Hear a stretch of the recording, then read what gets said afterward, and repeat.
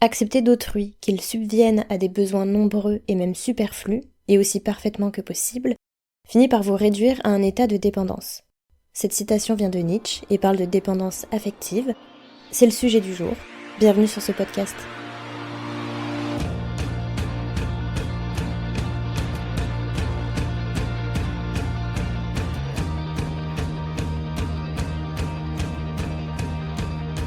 Amoureusement vôtre, épisode 11, la dépendance affective. Alors, avant de vraiment commencer cet épisode, j'aimerais préciser quelques petites choses concernant cette thématique. C'est un sujet qui a été proposé et voté sur Instagram, et en vrai j'étais très contente que ça soit le cas parce que c'est un sujet dont j'ai beaucoup entendu parler sans vraiment avoir eu l'occasion de me pencher vraiment dessus. Comprendre le concept ou savoir si potentiellement c'est quelque chose que je développais moi-même dans mes relations. En revanche, je tiens vraiment à rappeler que je ne suis pas du tout une professionnelle dans le domaine de la psychologie ou sur ce sujet de dépendance affective. Du coup, ce que je vais partager dans cet épisode, comme dans tous les autres en fait, c'est des réflexions personnelles, des ressentis et des témoignages de personnes que je remercie d'ailleurs beaucoup pour leur participation et le partage de leur expérience et histoire. Bon, comme je le disais, je suis pas une pro, donc pour préparer cet épisode, j'ai fait des recherches. Et je pense que c'est pas mal, pour commencer, de partir de la base et d'expliquer qu'est-ce que c'est, en fait, vraiment, la dépendance affective. Alors attention, je pense qu'il faut pas banaliser ce terme de dépendance affective, parce qu'il y a une certaine normalité à avoir besoin d'affection d'autrui, en fait. C'est normal de te sentir triste, ou même peut-être un peu angoissé ou stressé quand t'es séparé pendant quelque temps de la personne avec qui tu es. C'est normal d'être en besoin d'affection aussi. C'est normal d'avoir des fois un peu peur que la personne avec qui tu es te quitte, par exemple. Mais quand on passe sur de la dépendance affective, c'est quand il y a vraiment un besoin excessif d'approbation, d'attention et d'affection d'une autre personne pour se sentir valorisé et heureux ou heureuse émotionnellement. Pour se sentir exister, en fait, comme l'explique Dimitri. La dépendance affective, c'est un besoin d'affection de la part des autres, quitte à se négliger soi-même. Quand on est dans ce genre de situation, qui est involontaire, malheureusement, en fait, on vit à travers les autres. Donc en fonction du rapport qu'on aura avec ces personnes, de ce qu'elles nous diront, de ce qu'elles feront pour nous, soit elles seront la raison de notre bonheur ou de notre malheur. Et c'est très mauvais parce que malheureusement, notre humeur peut varier énormément à cause de tout ça. Les symptômes de la dépendance affective varient selon les personnes, mais généralement c'est un sentiment d'anxiété hyper profond et intense quand on est séparé de l'autre personne, ou même rien qu'à l'idée d'être séparé de cette personne. Et quand la personne est là, c'est un besoin vraiment quasi constant de validation et de réassurance. Et au-delà de ça, les personnes qui souffrent de dépendance affective négligent leurs propres besoins pour répondre aux besoins de l'autre à cause de cette peur parfois irrationnelle de la solitude. Et cette dépendance affective, elle peut être tellement forte chez quelqu'un qu'elle va avoir des vraies conséquences en fait sur le bien-être émotionnel ou mental et la confiance en soi.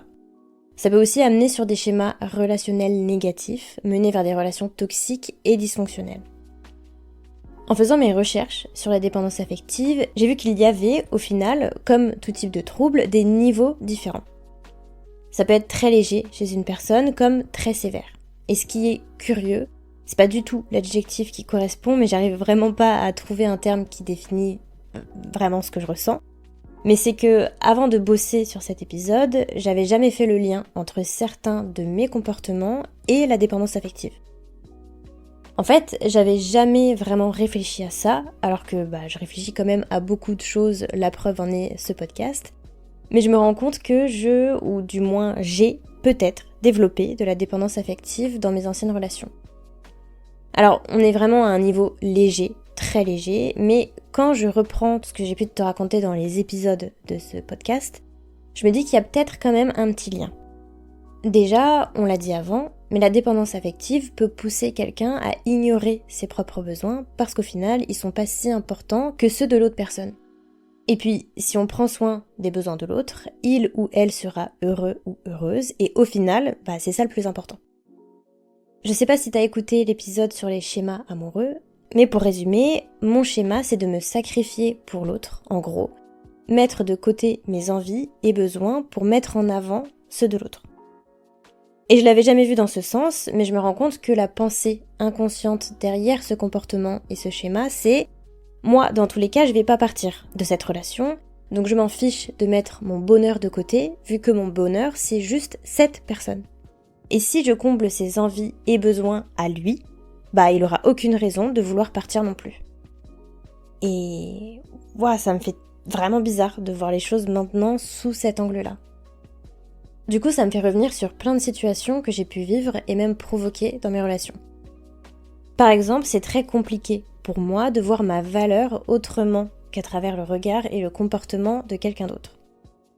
Je sais pas si c'est très clair, et maintenant, vu que ça fait 2 ans que je suis célibataire, forcément j'ai dû apprendre à m'aimer moi-même et pas en tant que moitié de quelqu'un, mais je me rends compte que mon estime de moi a beaucoup dépendu de mes ex.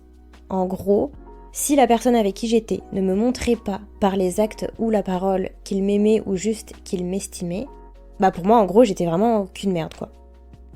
Bon, en vrai il est un peu dur à faire cet épisode, donc j'espère que je vais pas sous l'émotion trop partir dans tous les sens et que ça sera quand même un peu compréhensible. Pour revenir à mes anciennes relations, j'avais atteint un niveau où j'en arrivais à avoir des comportements un peu impulsifs, en vrai. En gros, je me souviens d'un moment spécifique, surtout où un de mes ex avait prévu de passer une soirée avec ses potes, ce qui est totalement normal. Mais moi, je vivais tellement pour lui que ça m'avait fait hyper mal, mais c'est pas légitime, en fait, c'est pas logique, mais vraiment, je l'ai ressenti comme un rejet. Et je sais pas expliquer toutes les émotions que j'ai pu avoir à ce moment-là, mais je me souviens avoir eu une réaction vraiment pas rationnelle du tout de tristesse, parce que je comprenais pas pourquoi il voulait passer sa soirée avec quelqu'un d'autre que moi, vu que moi, je voulais passer ma soirée que avec lui.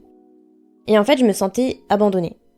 Et le moindre événement comme ça, qui pourtant est hyper anodin, me faisait me sentir abandonnée et pas aimée, alors que c'était absolument pas le cas en fait. Et maintenant, je me rends compte que c'était des peurs totalement irrationnelles. Et après coup, j'avais tellement honte en plus d'avoir réagi de telle ou telle façon, mais c'était vraiment plus fort que moi sur le moment quoi. Je pouvais pas contrôler mes émotions, je pouvais pas contrôler toutes mes pensées, ou je partais dans tous les sens, mes peurs que je pouvais avoir, c'était juste, je les vivais et je pouvais pas faire autrement quoi. Et en fait, dans ces moments-là, il y a vraiment un détachement entre la raison et le cœur qui prend toute la place et qui te fait penser et faire n'importe quoi, comme l'explique notamment Alex, qui a bien voulu me partager son témoignage pour cet épisode. Et en fait, ce qui est compliqué, c'est que je comprends parfaitement les choses au niveau de mon cerveau. J'ai le recul nécessaire, je comprends la situation que je dois vivre, je comprends que je dois être seul. Et en fait, il y a un détachement entre ce que je pense et ce que je ressens au niveau du cœur. Et en fait, j'arrive pas à calmer mon cœur, j'arrive pas à le laisser tranquille. Je suis sans arrêt en train de réfléchir et mon cœur d'un coup, il vient et il fout le bordel. Mais je peux pas m'empêcher de le ressentir. Si ça va pas dans mon sens, c'est comme si j'avais un rejet. Et en fait, on peut pas s'empêcher d'être impatient. C'est ça qui est un peu bâtard avec cette notion de dépendance affective, c'est que on a tendance à faire n'importe quoi. Bon, pour en revenir à mon expérience, comme je le disais, ça fait 2 ans maintenant que je suis célibataire. Donc forcément, j'ai eu le temps d'apprendre à m'aimer moi-même, sans qu'il y ait une autre personne dans l'équation. Aujourd'hui, j'ai ma vie, des projets, je suis fière de moi et je pense que je peux dire que je m'aime. Sans que ça soit vu de manière négative, mais dans le sens où j'ai plus forcément besoin de l'approbation de quelqu'un pour savoir qui je suis, ce que je vaux et pour être fière de moi. Par contre, j'ai l'impression que cette dépendance affective, entre gros guillemets, a pris une forme différente dans mes flirts et surtout dans mes débuts de relation maintenant. En gros, quand je vais bien aimer quelqu'un ou que je vais commencer à m'attacher, j'ai l'impression que je retombe dans un truc où si la personne me répond pas, ou si je trouve qu'elle répond froidement, je vais direct me dire que c'est la fin et je vais avoir besoin d'être rassurée. Je panique, je perds totalement confiance en moi, je rejette la faute sur moi du coup, en me disant que si la personne veut plus me parler, c'est parce que je suis nulle, ou pas assez intéressante, ou pas assez drôle, et j'en passe, et des meilleurs, et je vais me faire une tonne de films. Alors que des fois, c'est juste parce que la personne me parle un peu moins pendant quelques jours, parce que, il est un peu plus occupé que d'habitude, quoi. Et toutes ces pensées et réactions, j'ai l'impression qu'elles ont été crescendo depuis 2 ans, au fur et à mesure des rejets ou relations qui n'aboutissaient pas que j'ai pu vivre. Et c'est là que je vois le lien entre la dépendance affective et la peur de l'abandon. C'est un cercle vicieux, en fait. Je vis quelque chose avec quelqu'un, cette personne part, donc quand je rencontre une nouvelle personne, j'ai peur qu'elle parte. Du coup, je vais avoir peur de tout changement de comportement ou de tout signe qui peut faire penser que la personne se désintéresse de moi. Et le truc, c'est que ces peurs-là, elles prennent vraiment beaucoup de place, elles vont m'empêcher de profiter, en fait, de la relation ou de ce début de relation, m'empêcher d'être vraiment moi, d'écouter mes besoins et mes envies, et on retourne dans ce schéma un peu néfaste de dépendance affective entre guillemets. Aujourd'hui, et depuis quelques temps déjà, je me rends compte que ces pensées excessives étaient vraiment négatives, et j'arrive à ne plus les avoir, ou au moins en avoir beaucoup moins, et les atténuer.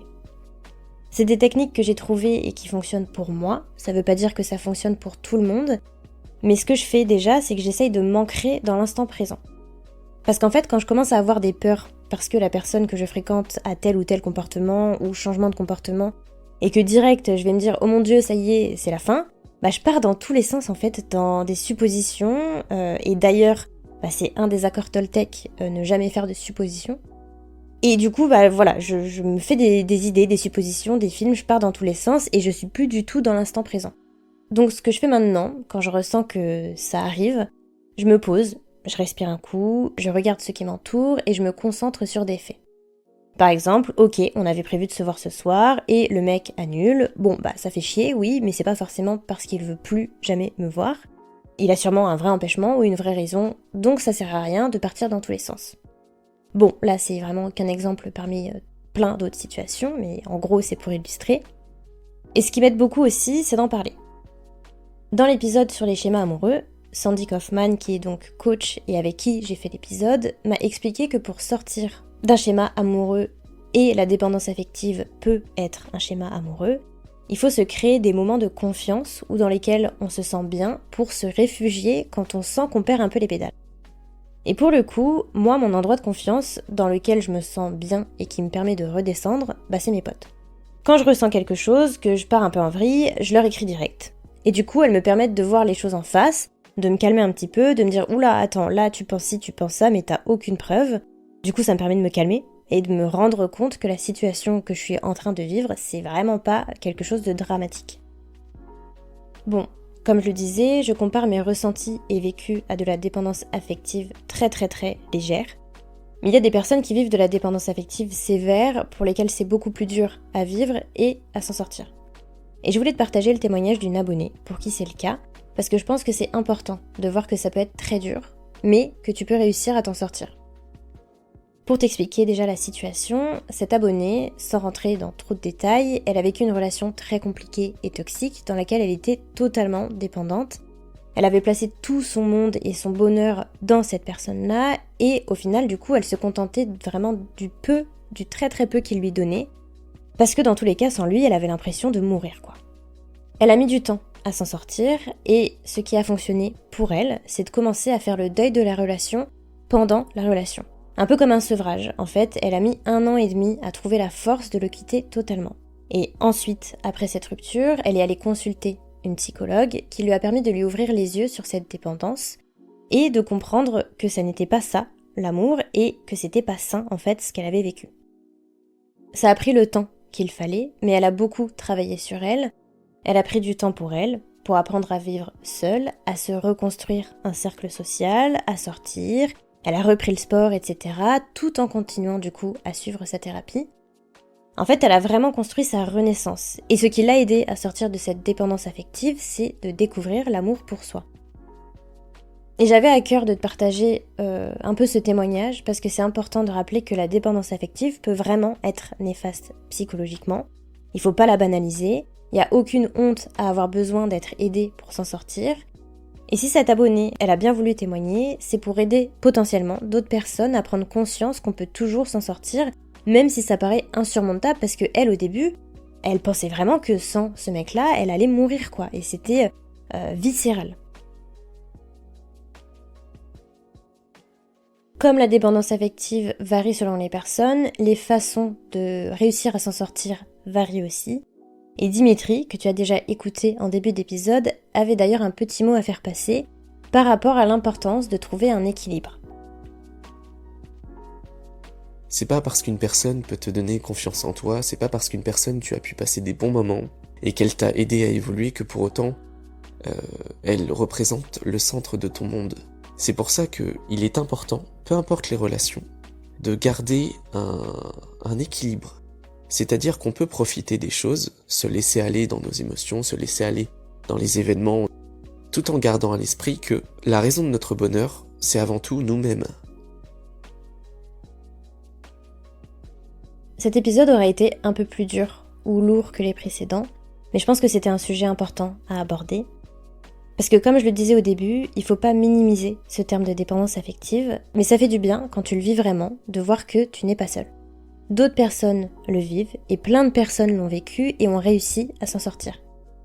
En fait, ouais, je pense que ça sera ça les mots de fin pour cet épisode. Si tu vis ou tu souffres de dépendance affective, peu importe le niveau, tu n'es pas seul.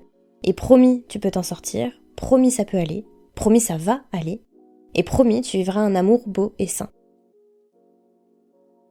J'espère que cet épisode aura pu t'apporter un petit peu de baume au cœur. Comme d'habitude, je te donne rendez-vous dans 2 semaines, cette fois-ci pour parler des langages de l'amour. Prends soin de toi, amoureusement vôtre.